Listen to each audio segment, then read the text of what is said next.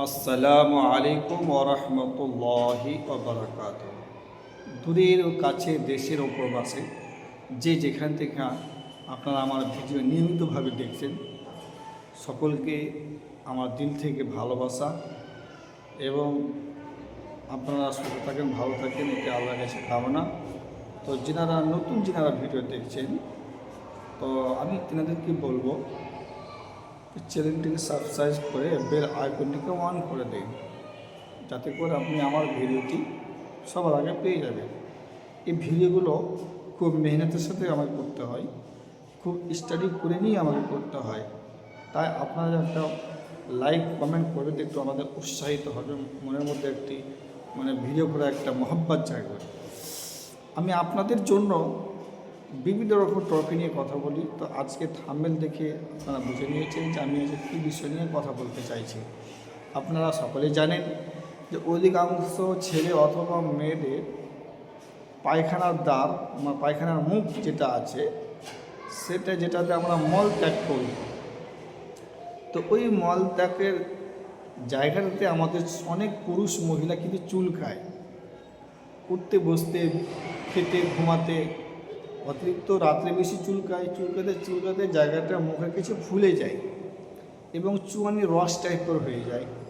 তো এর কারণ কি হওয়ার? হ্যাঁ, এই কারণগুলো আগে জানবো। তো ওই কারণগুলো আমাদেরকে ছাড়তে হবে, ত্যাগ করতে হবে। আর আগামী দিন ভালো মানুষের মুখের কাছে চুলকাবে না, চুলকে ফুলে যাবে না, রসও হবে না। তো এটি কয়েকটি কারণ হতে পারে, কয়েকটি কারণ। প্রথমত কারণ হচ্ছে যে আমাদের সঠিকভাবে পায়খানা করার পরে, মলত্যাগ করার পরে আমরা ভালোভাবে হয়তো পরিষ্কার করি না, বা ভালো করে আমরা ধুই না জল দিয়ে। হয়তো আমাদের জল দিয়ে ধুতে গিয়ে হয়তো কিছু অংশ হয়তো পরিষ্কার হলো, কিছু হয়তো লঙ্কার ব্রিজের মতো দানা দানা হয়তো লেগে থেকে গেল মুখের কাছে। তো এগুলো কি হয়, এগুলো শুকনো করে, তো ওগুলোতে কিন্তু মানুষের হাতটা যায় বা চুলকায়।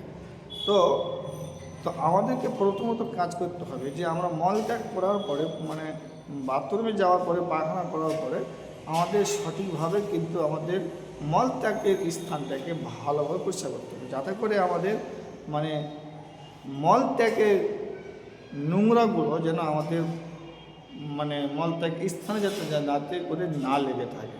এক কথা, এর থেকে কিন্তু আপনার চুলকানি বাড়ে। তো যত আমরা চুলকে তত রস বেরো, তত আমাদের মজা হয়। তো ওই জায়গাটায় আমি চুলকাতে কী হয়, একটা ইনফেকশান তৈরি হয়ে যায়, ফুলে যায়। এই একটা লক্ষণ হতে পারে, যা সঠিক মতন পরিষ্কার পরিচ্ছন্নতা না করতে গেলে এটা আমাদের চুলকানি হওয়া স্বাভাবিক। তো আমাদের পরিষ্কার পরিচ্ছন্নতা কিন্তু করতে হবে। দ্বিতীয় কথা হচ্ছে কি, যদি ওই সমস্ত ছেলে অথবা মেয়েদের ভিতরে, মলত্যাগের ভিতরে যদি পাইলস হয়ে থাকে, ভালো করে বুঝিয়ে, যদি পাইলস যদি হয়ে থাকে, তো পাইলসের লক্ষণ হচ্ছে মুখের কাছে চুলকাবে, সুসুর করবে। হ্যাঁ, মুখের কাছে চুলকাবে। তো যদি পাইলস যদি হয়, তো পাইলসের বিষয়টা তো আমি একটা ভিডিও করেছি, পাইলস কী কারণে হয় বা করণীয় কি, আমি একটা ভিডিও করেছি, আপনি গিয়ে দেখতে পারেন। তো বিষয় হচ্ছে যে যদি পাইলস যদি ভিতরে যদি থাকে, তো পাইলস হয়েছে আপনি কী করে বুঝবেন? তো আপনার বোঝার বোঝার যেটা দিক হচ্ছে, সেটা হচ্ছে আপনার পায়খানার মলত্যাগ জায়গাটা চুলকাবে। হ্যাঁ, চুলে ফুলে যাবে। তৃতীয় কারণ যেটা হচ্ছে যে অতিরিক্ত আমার চর্বি জাতীয় খাবার খায়, যেমন বিফ, খাসির মাংস, পোলট্রির মাংস, চর্বি জাতীয় মাছ, পাঙাশ মাছ, এই ধরনের চর্বি জাতীয় মাছ খেলে যখন আমরা পায়খানা করি, পায়খানা করার পর মনে হয় মলত্যাগের পরিষ্কার করার সময় মনে হয় যেন চর্বি ভাব হয়, তেল ভাব হয়। তো অতিরিক্ত আপনি চর্বি খাওয়ার কারণে কিন্তু আপনার মলত্যাগের সময় কিন্তু জায়গাটা কিন্তু চর্বি তেল ভাব হয়। আমাদের সাধারণত আমাদের হাতে যখন চর্বি বা জাতীয় কোনো জিনিস লাগলে আমরা বলতে সাবান দিয়ে বা সাপ দিয়ে আমরা পরিষ্কার করি, ধুয়ে ফেলে, কিন্তু আমরা পায়খানার মল ত্যাগের জায়গাটা তো আর পরিষ্কার করতে পারছি না। তাহলে এই ক্ষেত্রে আপনাকে কী করতে হবে, চর্বি জাতীয় খাবার আপনাকে কমিয়ে দিতে হবে। চর্বি জাতীয় খাবার আপনাকে অতিরিক্ত ছেড়ে দিতে হবে।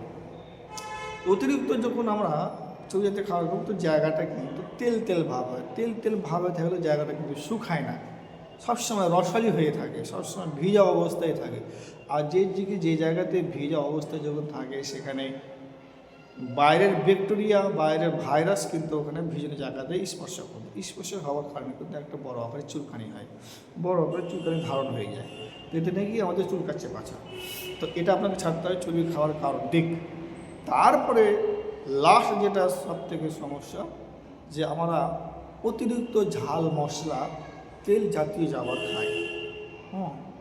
অতিরিক্ত যারা তেল মশলা ঝাল মশলা খায়, অতিরিক্ত লঙ্কা খায়, ঝাল জাতীয় খাবার খায়, তো ঝাল খাওয়ার সময় কিন্তু পায়খানা জ্বালা করে, পায়খানা দাঁড় জ্বালা করে। হ্যাঁ, তো এই জ্বালার কারণে কিন্তু একটা ইনফেকশান তৈরি হতে পারে। ইনফেকশান হওয়ার মানে আপনার চুল খাবে, ঠিক আছে। তো আজকের কারণ হচ্ছে কি, আমাদের মলত্যাগ জায়গাটা মুখের কাছে চুল খায়। আর এমনিতে আমাদের নোংরা পানি ইউজ করলে, নোংরা জায়গাতে বসলেও কিন্তু আমাদের চুলকানি হয়। আর যেটা সাধারণত আমাদের শরীরে চুলকানি হয়, সে চুলকানিও কিন্তু হতে পারে, কিন্তু সেই চুলকানি ওখানে সবসময় রসালি হয়ে দিলে তো হবে না, সেটা একটা রোগে পরিণত হয়ে যাবে। তাহলে আপনাকে যেগুলো কথা বলা হলো কি, আপনি সঠিক নিয়মিতভাবে সঠিকভাবে আপনাকে কিন্তু মলত্যাগের জায়গা পরিষ্কার পরিচ্ছন্নতা রাখতে হবে। হ্যাঁ, চর্বি জাতীয় খাবার কমাতে হবে, তেল মশলা খাবার কমাতে হবে। এবং মূল কাজ হচ্ছে যে আপনি যখন পায়খানাতে যাবেন অবশ্যই কিন্তু আপনি কী বলে রে, পরিষ্কার পরিচ্ছন্নভাবে আপনি মলত্যাগের জায়গাটা পরিষ্কার করতে হবে, এটা হচ্ছে মূল কাজ। আর যদি আপনার পায়ে যদি থাকে, পায়ে সে লক্ষণ হচ্ছে ভিতরে জ্বালা করবে, রক্ত বের হবে, মুখটা অতিরিক্ত ফুলে যাবে, এগুলো যদি হয়তো আপনার পায়ের সে লক্ষণ, তাহলে আপনি আলাদাভাবে আপনাকে চেক আপ করতে ডাক্তার দেখাতে হবে। তো আজকে থেকে আজকের ভিডিও এখান থেকে। আর আল্লাহ সাল্লাল্লাহু আলাইহি ওয়াসাল্লাম হাদিসের মধ্যেই বলেছে, পরিষ্কার পরিচ্ছন্নতা হচ্ছে ইমানের অঙ্গ, যে যত পরিষ্কার থাকবে তার তত পবিত্র থাকবে, তত রোগ বালা থেকে মুক্ত থাকবে। তো পরিষ্কার পরিচ্ছন্ন এখন শুধু পায়খানা আর মলত্যাগ না, সব জায়গায় আমাদের প্রত্যেকেই কিন্তু পরিষ্কার পরিচ্ছন্নতা রাখতে হবে। এটা রাসূলের আদেশ অনুযায়ী বা ইমানের একটা অঙ্গ। তো আজকের ভিডিও এখান থেকে খোদা হাফেজ।